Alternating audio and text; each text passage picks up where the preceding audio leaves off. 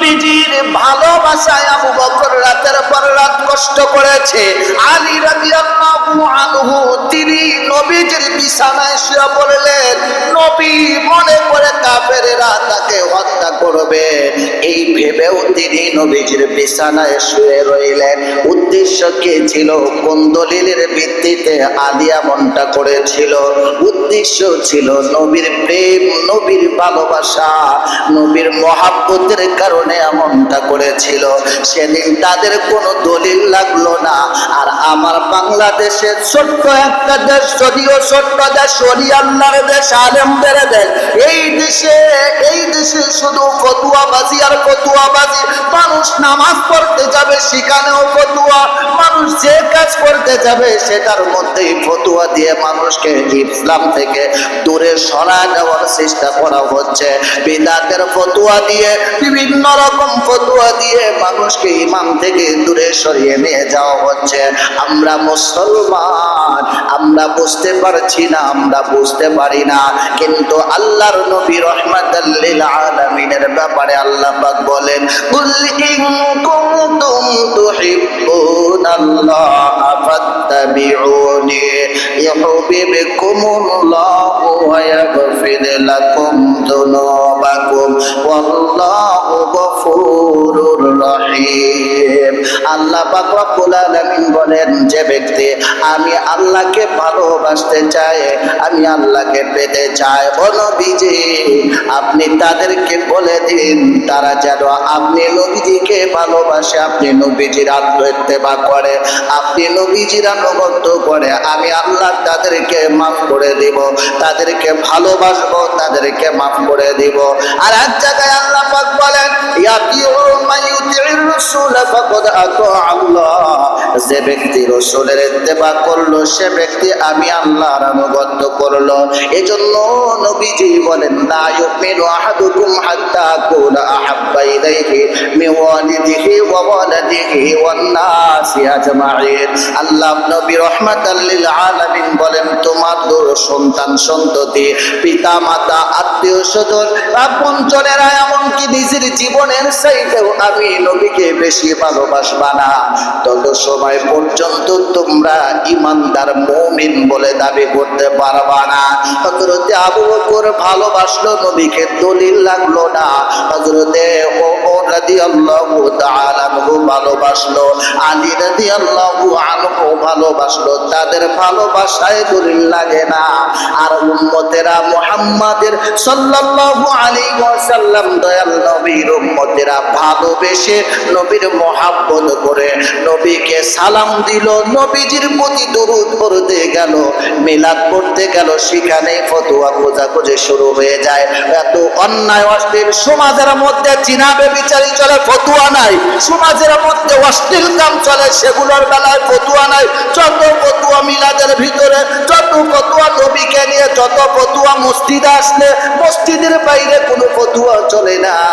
কারণ ওই জায়গায় ফতোয়া দিলে নিজের অস্তিত্বই ঠিক থাকবে না।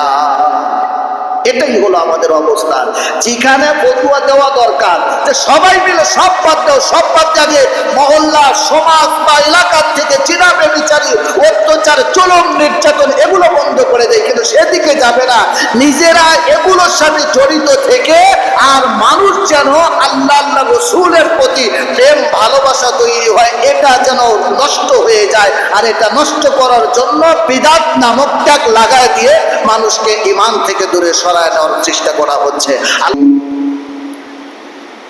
সাল্লাল্লাহু আলাইহি ওয়াসাল্লাম الذي أرسله بالحق بشيرا ونذيرا وداعيا إلى الله بإذنه وسراجا وقمرا منيرا. أما بعد فقد قال الله تعالى في كلامه المجيد وفرقانه الحميد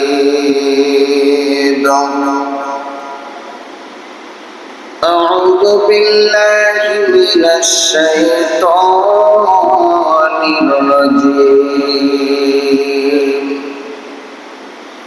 بسم الله الرحمن الرحيم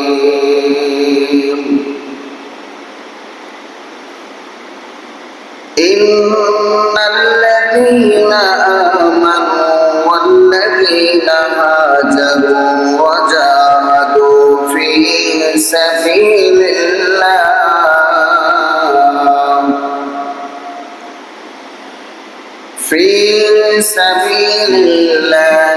أولئك يرجون رحمة الله والله غفور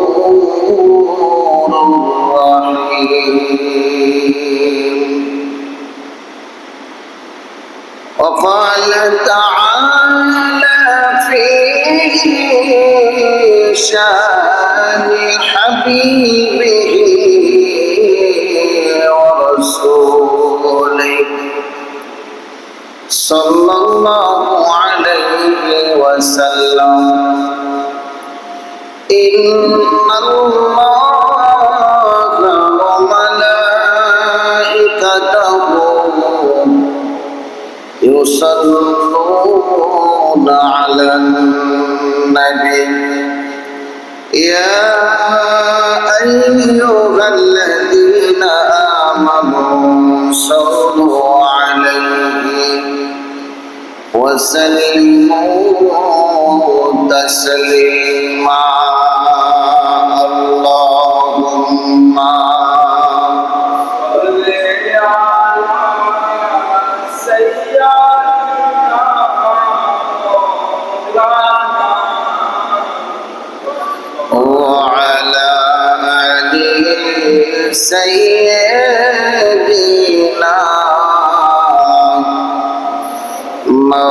مولانا محمد. اللهم صل على سيدنا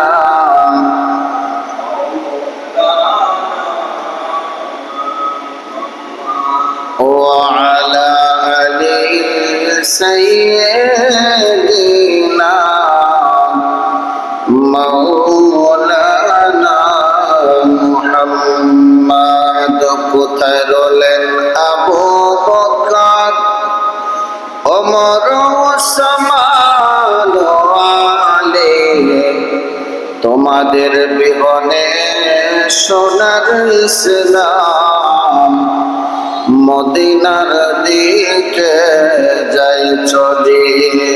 আল্লাহুম্মা সাল্লি আলা সাইয়্যিদিনা মাওলানা মুহাম্মদ ওয়া আলা আলি সাইয়্যিদিনা মাওলানা মুহাম্মদ। আলহামদুলিল্লাহ, আল্লাহ পাকের অশেষ মেহেরবানি যে আল্লাহ সুবহানাহু ওয়া তাআলা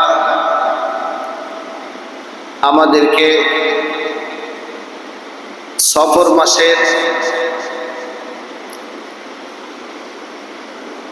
অত্যন্ত গুরুত্বপূর্ণ একটি মাসে জুমার দিনে জুমার নামাজ আদায় করার জন্য মসজিদে আসার মতো সুযোগ এবং তৌফিক দিয়েছেন। এজন্য শুকরিয়া আদায় করে বলি আলহামদুলিল্লাহ। নবীজি বলেন, আল্লাহ পাক রব্বুল আলামিন দিনের মধ্যে সবচেয়ে উত্তম দিন হলো জুমার দিন।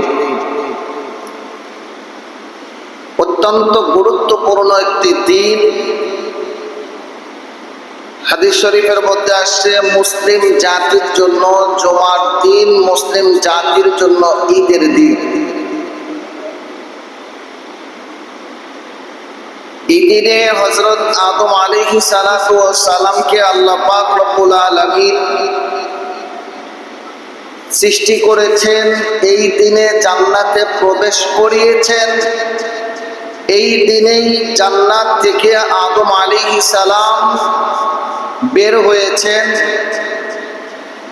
এই দিনে, এই জুমার দিন হযরত আদম আলাইহিস সালাম তিনি পৃথিবীতে এসেছেন। এছাড়া অনেক ঘটনা আছে। তো এই দিনের মর্যাদা অনেক বেশি। এরপরেও সফর মাস মুসলমানদের চেতনার মাস, মুসলমানদের ঈমানী পরীক্ষার মাস।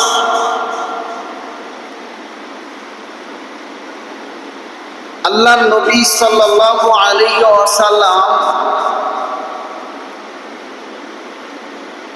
তিনি যখন কালেমার দাওয়াত দিয়েছিলেন, কাফেরেরা এতই অত্যাচার, জুলুম, নির্যাতন করেছিল, আল্লাহর নবী সাল্লাল্লাহু আলাইহি ওয়াসাল্লাম সহ সাহাবায়ে কেরাম খুবই কষ্টে তারা দিন রাত পার করেছে, জীবনের ঝুঁকি নিয়েছে। কখনো কখনো ভেবেই নিয়েছে এই মনে হয় কাফের বেঈমানেরা তারা আর বাঁচতে দিবে না।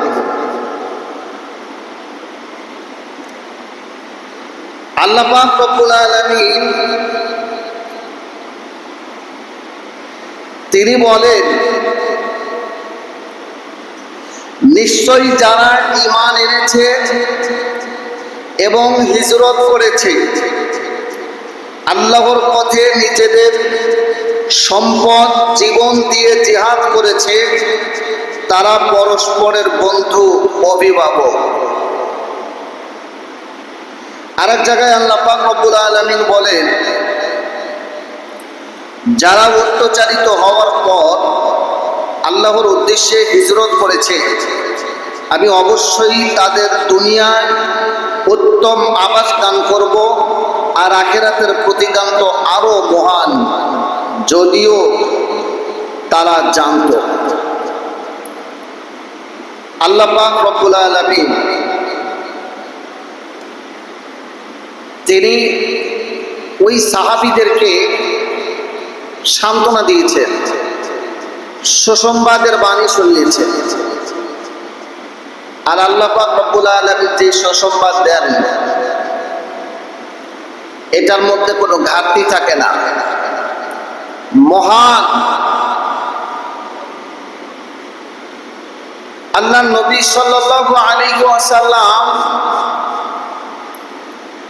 কালেমার দাওয়াত দেন। কাফেরেরা দেখতে লাগলো দিন যত যাচ্ছে আমাদের বাপদাদার ধর্ম ছেড়ে দিয়ে ইসলাম ধর্ম গ্রহণ করতেছে। মুহাম্মদ সাল্লাল্লাহু আলাইহি ওয়াসাল্লামের কাছে একবার যিনি যান, তিনি আর ফিরে আসেন না। তাদের টনক নড়ে গেল। কোনোভাবেই তারা আটকাতে পারছেন না। দারুন নদওয়া বৈঠকে তারা মিটিং ডাকলো, আলোচনা সভায় বসলো কাফেরেরা।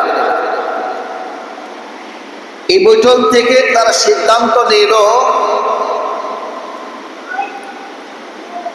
আল্লাহর হাবিব সাল্লাল্লাহু আলাইহি ওয়াসাল্লামকে আর বাঁচা রাখা যাবে না, আর দুনিয়াতে থাকতে দেওয়া যাবে না, তাকে হত্যা করতে হবে, দুনিয়া থেকে চিরবিদায় করে দিতে হবে। তারা ফাইনালি ডিসিশন নিয়ে ফেললেন, সিদ্ধান্ত নিয়ে ফেললেন যে কোনোভাবেই আমরা আজকের এই রাত পার করতে দিব না। এই রাতে মুহাম্মদ সাল্লাল্লাহু আলাইহি ওয়াসাল্লামের শেষ রাত।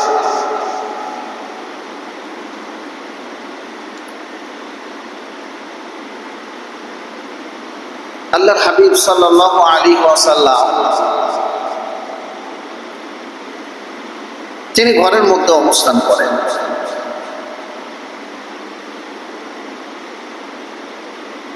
হযরত আলী রাদিয়াল্লাহু আনহু আছেন, জিবরাইল আলাইহিস সালাম তিনি আসমান থেকে আল্লাহ পাকের হুকুমে চলে আসলেন, নবীজির কাছে এসে সালাত ও সালাম জানালেন, নবীজি বাহিরের অবস্থা তো ভালো না, কাফেরেরা ঘিরে নিয়েছে, তারা খোলা তরবারি উঁচু করে নিয়ে আপনার ঘর ঘেরাও করে রেখেছে, আপনি বের হবেন তো আপনাকে হত্যা করে ফেলবে।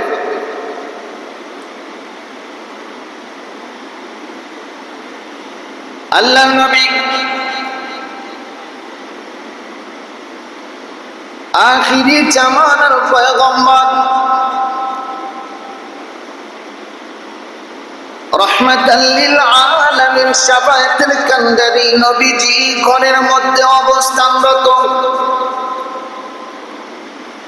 বাইরে থেকে তরবারির ঝনঝনানির আওয়াজ নবীজির কান পর্যন্ত পৌঁছে যায়। আলী রাদিয়াল্লাহু আনহু নবীজির কাছে তিনার কানের মধ্যে তরবারির ঝনঝনানির আওয়াজ চলে আসে। আল্লাহর নবী রাহমাতাল লিল আলামিন কে জিবরাইল ডেকে বললেন, ইয়া রাসূলুল্লাহ, ইয়া হাবিবাল্লাহ, নবীজি আল্লাহ পাকের নির্দেশ হয়েছে, আল্লাহ পাকের হুকুম হয়েছে মক্কায় থাকবেন না, আপনি মক্কা ছেড়ে মদিনায় হিজরত করবেন। ইতিমধ্যে অসংখ্য সাহাবা একরাম চলে গেছে, মদিনায় হিজরত করেছেন। আল্লাহর নবী রাহমাতাল লিল আলামিনের উপরে মক্কার কাফিরদের জুলুম অত্যাচার নির্যাতন এতটাই বেড়ে গিয়েছিল, নবীজির মনে অত্যন্ত কষ্ট।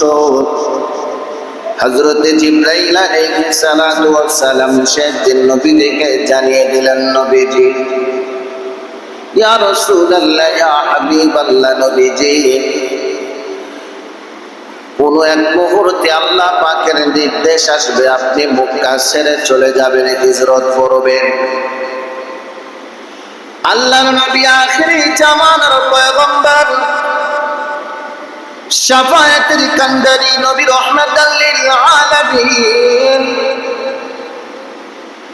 তিনি হযরত আলী রাদিয়াল্লাহু আনহু কে ডেকে বললেন, আলী রে,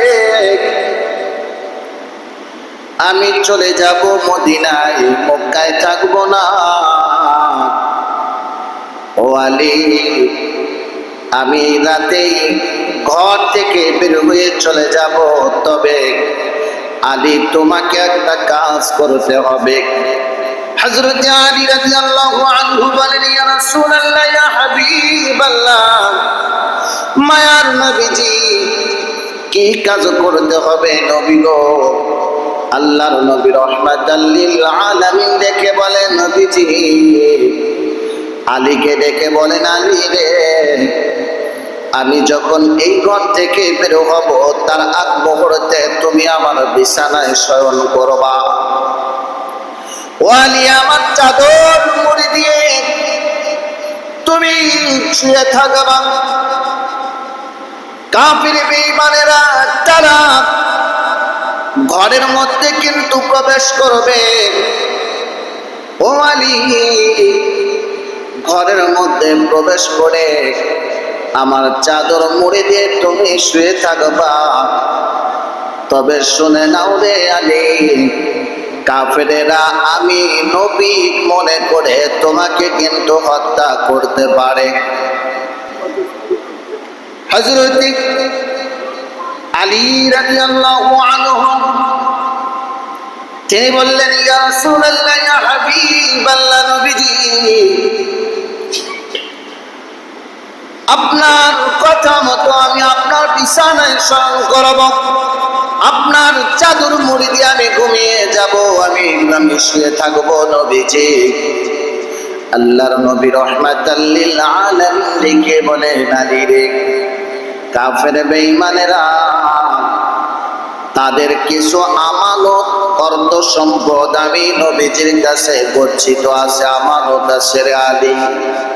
ও আলী, আমি চলে যাব, তবে শুনে নাও, তোমাকে দায়িত্ব দিয়ে যাই, অমুক অমুক ব্যক্তির জিনিসপত্র অর্থ সম্পদ আমার কাছে গচ্ছিত আছে। এই অর্থ সম্পদ গুলো আগামীকাল বা তারপরের দিন বা 3 দিনের মধ্যে তুমি যার যে সম্পদ, এই সম্পদ গুলো তুমি তাকে ফিরিয়ে দিবা। আল্লাহর নবীজি রাহমাতাল লিল আলামিন দয়ার সাগর নবীজি এতটা মায়া, এতটা ভালোবাসা, এতটাই আমানতদার ছিলেন নবীজি, যেই কাফেররা আমার নবীকে মারার জন্য, হত্যা করার জন্য নবীজির ঘর ঘেরাও করে নিয়েছে, নবীজিকে হত্যা করার জন্য যে কাফেরেরা হাতে তরবারি তুলে নিয়েছে, ওই কাফেরেরাই নবীজির কাছে গচ্ছিত রাখার জন্য, আমানত রাখার জন্য অর্থ সম্পদ নবীজির কাছে দিয়ে রাখে। আর আমার নবী রাহমাতাল লিল আলামিন তাদের সম্পদ গুলো, তাদের অর্থ সম্পদ গুলো নবীজি আমানত হিসাবে রেখে দেয়। আল্লাহ নবীজি কি বলে, আলী, ও আলী, তুমি এই অর্থ সম্পদ গুলো সময় মতো তাদের কাছে পৌঁছে দিবা। আলী রে, আমি যদি চলে যাই, তাদের অর্থ সম্পদ যদি তাদের অর্থ সম্পদ তাদের কাছে যদি ফিরিয়ে না দেয়, তাহলে কিয়ামতের দিন কি হবে, কি উপায় হবে আমার উম্মতেরা মুক্তির কি ব্যবস্থা হবে? লোকেরা বলবে আমাদের নবী তো আমানতের বরখেলাপ করেছে, তাহলে আমরা সেই দিক থেকে কি হবে? আমি নবী যদি আমানত নষ্ট করি, তাহলে আমার উম্মতেরা কি করবে? উম্মতের কি অবস্থা হবে? আলী রে, তোমার সময় দিলাম, এই সময়ের মধ্যে তুমি যার যার সম্পদ ফিরিয়ে দিবা। হযরত আলী রাদিয়াল্লাহু আনহু কেন বলেন, আলী, এই সম্পদগুলো, আমানতগুলো কাফেরদের কাছে ফিরিয়ে দেওয়ার পরে 3 দিন পরে তুমি চলে যাবে মদিনার দিকে। আলী রে, মদিনায় গিয়া আমি নবীজির সাথে সাক্ষাৎ করবে। ও আলী, 3 দিন পরে তুমি যাবে মদিনায়। মদিনায় যাওয়ার পরে আমি নবী রাহমাতাল লিল আলামিনের সাথে সাক্ষাৎ হবে। কতটা আশ্চর্য কথা বলেছিলেন আমার নবীজি। হযরত আলী রাদিয়াল্লাহু আনহু মুস্কি মুস্কি হাসতেছিলেন। আল্লাহর নবীজি কি বলে, আলী, তুমি মুস্কি মুস্কি হাসো, কারণ কি বলো না? আলী রাদিয়াল্লাহু আনহু ডেকে বলেন, ইয়া রাসূলুল্লাহ, ইয়া হাবিবাল্লাহ, নবীজি আপনি বলেছেন আপনার বিছানায় চাদর মুড়ি দিয়ে আমাকে শুয়ে থাকতে হবে, কাফেরেরা ঘরের মধ্যে প্রবেশ করবে, আপনি নবী মনে করে আমি আলীকে হত্যা করে ফেলবে। হুজুর, আমি বিশ্বাস করেছি, আমি বুঝতে পেরেছি, শুধু কাফের বেঈমানেরা কেন, সারা দুনিয়ার এমন কোন শক্তি নাই সেই শক্তি আমি আলীকে দুনিয়া থেকে চিরবিদায় করে দেয়। না না, আমি আলী মদিনায় পৌঁছানো পর্যন্ত আমার কাছে আজরাইলও আসতে পারে না, কারণ রহমতের নবী বলেছে আলী তুমি মদিনায় আমার সাথে সাক্ষাৎ করবে। আল্লাহ নবীজির কথা সাহাবারা এত বিশ্বাস করত, এতটাই মেনে নিত, নবী বলতে দেরি সাহাবারা অক্ষরে অক্ষরে পালন করতেন। আল্লাহর নবী একদিন দেখে বলে আবু বকর, ও আবু বকর, হিজরত করব, হিজরত করতে হবে, মক্কা ছেড়ে চলে যেতে হবে। আবু বকর মনটা ছোট করে রেখে বলে নবীজি, ইয়া রাসূলুল্লাহ, ইয়া হাবিবাল্লাহ, আল্লাহর নবী গো আপনার সাথে কে কে থাকবে? আল্লাহর নবী দেখে বলে আবু বকর তুমি থাকবে আমার সাথে। ও আবু বকর, সেই দিন মক্কা থেকে বের হব, ওই দিনটা হবে, ওই সময়টা হবে রাতের বেলা, দিনের বেলা যাওয়া যাবে না। কতটা ভয়ঙ্কর ছিল সেই রাত, একটা বার একটু চিন্তা করেন, একটা বার একটু চিন্তা করে দেখেন আমার নবীজি সাহাবীদের জন্য কতটা ভয়ঙ্কর ছিল সেই হিজরতের রজনী। আল্লাহর নবী রাহমাতাল লিল আলামিন আলীর কাছে সবকিছু বুঝিয়ে দিয়ে আল্লাহর নবী ঘর থেকে বের হতে লাগলেন। সূরা ইয়াসিনের একটা আয়াত পড়ে মাটি থেকে এক মুষ্টি বালু তুললেন, এক মুষ্টি মাটি তুলে সামনের দিকে ছিটা দিলেন। হযরতে জিবরাইলের মাধ্যমে আল্লাহ পাক রব্বুল আলামিন প্রত্যেকটা কাফেরের চোখ নষ্ট হয়ে গেল, চোখের মধ্যে চলে গেল, চোখ খুঁচাইতে লাগলো, তারা দেখতে পেল না আমার নবী রাহমাতাল লিল আলামিন বের হয়ে চলে গেল। হযরতে আবু বকরের বাড়িতে যাইয়া আবু বকরের দরজার পাশে গিয়ে ছোট্ট করে ডাক দেয়, আবু বকর, আল্লাহর নবী রাহমাতাল লিল আলামিন দয়ার সাগর নবী আমার। আবু বকরকে ছোট করে একটা ডাক দিতে দিতে আবু বকরের দরজা খুলে যায়। আল্লাহর নবী রাহমাতাল লিল আলামিন দেখে বলে আবু বকর, এত রাত তুমি কি এখনো ঘুমাও নাই? তোমারে একটা ডাক দিয়েছি, ছোট্ট করে একটা ডাক দিতে দেরি তুমি তোমার দরজা খুলে গেল, কারণ কি?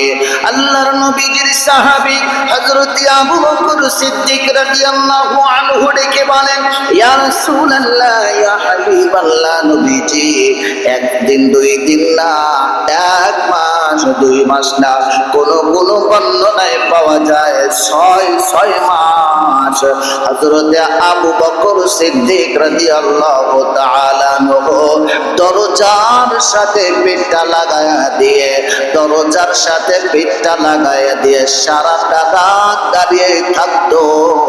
আবু বকর সিদ্দিক রাদিয়াল্লাহু আনহু একটা রাতের জন্য বিছানায় পিঠ লাগায় নাই। নবী আমার ডেকে বলে, আবু বকর কেন এমন করেছো? আবু বকর ডেকে বলে, হুজুর যেই দিন আপনি বলেছেন, আল্লাহর নবী যেই দিন আবু বকরকে বলেছে আবু বকর মক্কা থেকে হিজরত করব, রাতের বেলায় হিজরত করব, আমার সাথী হবে তুমি আবু বকর। আবু বকর ওই দিন থেকে, ওই সময় থেকে একদিন দুই দিন না, ৬ মাস, ৬ মাসের কথা উল্লেখ করা হয়। ৬টা মাস আবু বকর দরজার সাথে পিঠ লাগায় দিয়ে দাঁড়িয়ে থাকে। আবু বকর বলে, নবী গো, ইয়া রাসূলুল্লাহ, ইয়া হাবিবাল্লাহ, মার নবীজি, আল্লাহর নবী গো, আমি জানি আপনি যখন হিজরতের জন্য বের হবেন তখন কাফের বেঈমানেরা আপনার পিছু লাগবে, কিন্তু নবী গো আমি যদি ঘুমিয়ে পড়ি, আপনি যদি আমার বাড়িতে এসে দাঁড়িয়ে থাকেন, আমার বাড়িতে এসে আমাকে ডাকতে থাকেন, আমার যদি ঘুম থেকে উঠতে দেরি হয়ে যায়, পিছন থেকে কাফের বেঈমানেরা তারা যদি বুঝতে পারে আপনি নবীজির কাছে এসে আপনি নবীজিকে কষ্ট দিবে? হুজুর, এটা তো হতে পারে না।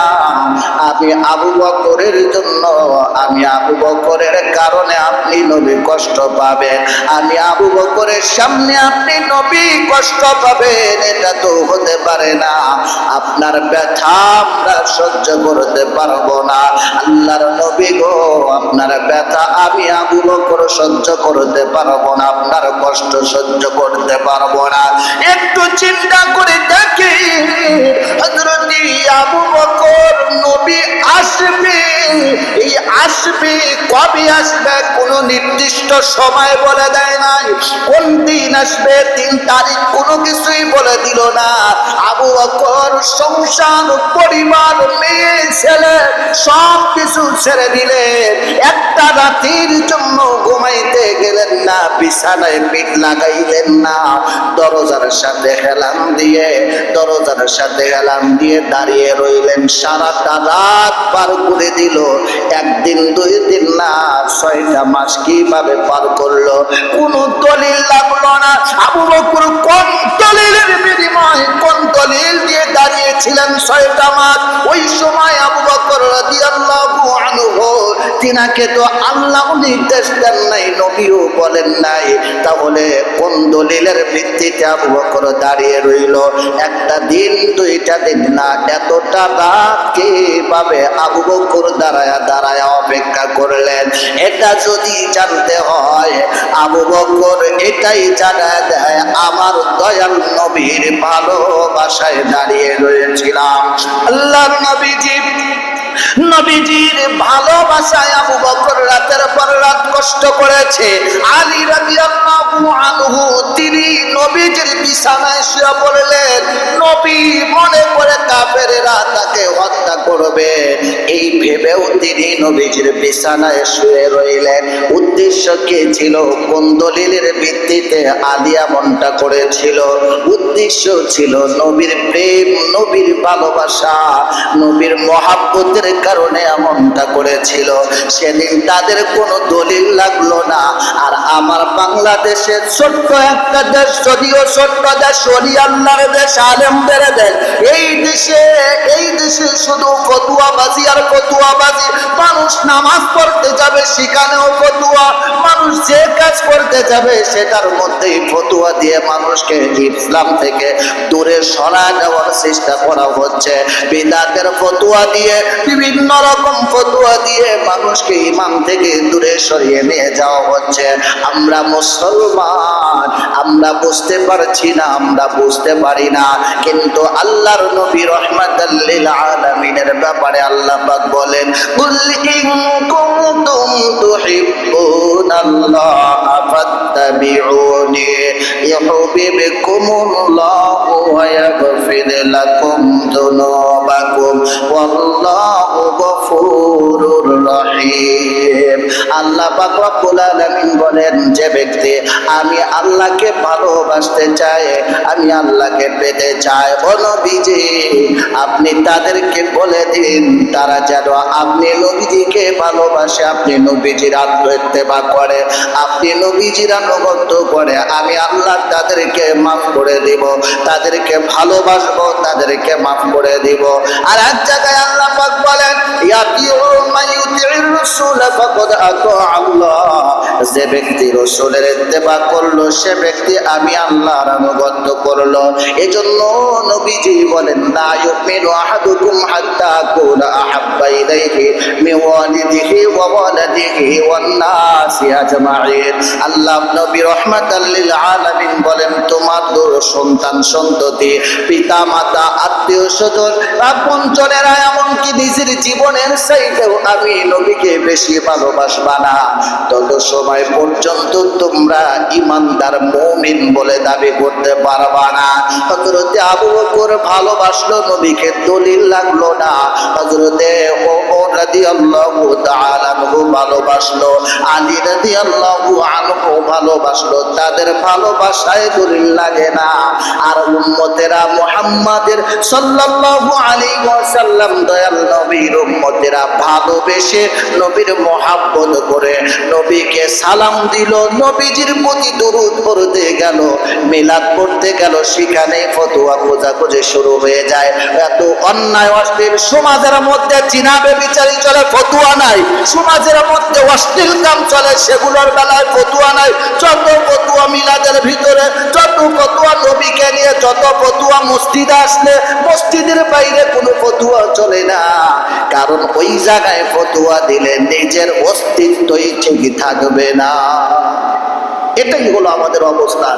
যেখানে ফতোয়া দেওয়া দরকার যে সবাই মিলে সব বাদ দাও, সব বাদ দিয়ে মহল্লা, সমাজ বা এলাকার থেকে জিনাবে বিচারি, অত্যাচার, জুলুম, নির্যাতন এগুলো বন্ধ করে দেয়, কিন্তু সেদিকে যাবে না। নিজেরা এগুলোর সাথে জড়িত থেকে আর মানুষ যেন আল্লাহ আল্লাহ রাসূলের প্রতি প্রেম ভালোবাসা তৈরি হয়, এটা যেন নষ্ট হয়ে যায়। আর এটা নষ্ট করার জন্য বিদআত নামক ট্যাগ লাগায় দিয়ে মানুষকে ঈমান থেকে দূরে সরায় নেওয়ার চেষ্টা করা হচ্ছে। আল্লাহ পাক রব্বুল আলামিন আমাদেরকে হেফাজত করুক, সকল ফিতনা থেকে আমাদেরকে হেফাজত করুক, সকল ফিতনা থেকে আল্লাহ পাক রব্বুল আলামিন আমাদের পরিবার, আত্মীয় স্বজন, আমার এলাকা, আপনার এলাকা সকলকে হেফাজত করুক। বলেন আমিন। ওয়া আখিরু দাওয়ানা আলহামদুলিল্লাহি রাব্বিল আলামিন। যারা সুন্নাত করেন নাই কবল